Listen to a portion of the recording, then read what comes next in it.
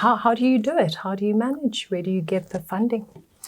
So I think first and foremost, to the point that, the MAPS is about integrity and robustness, right? It needs to be accurate. And when we say accurate, we don't mean, desktop research accurate. We mean scientifically, statistically accurate, using methodologies that are found to be robust and provides us with the right kind of numbers that we can stand by. So that in itself then gives us benchmarks, and there are certain requirements that we need to meet.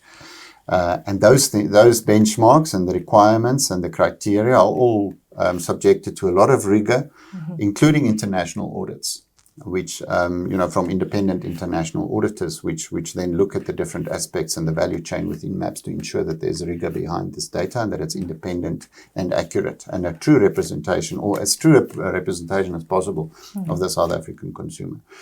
As you've rightly pointed out, it is an expensive exercise. But our mandate as the MRF is to provide this kind of data, right? And we're an industry body, so we do this on a non-profit basis.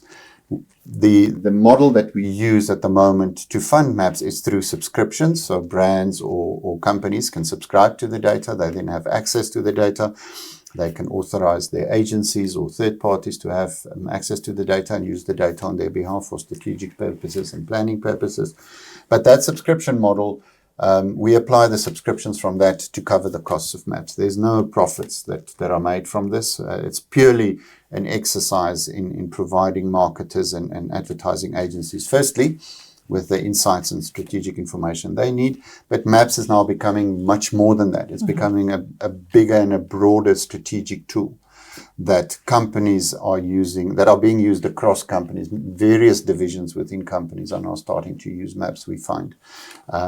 So, it's at the end of the day, that value that it's bringing is helping subscribers in terms of kind of justifying the cost and investing in this kind of independent consumer research.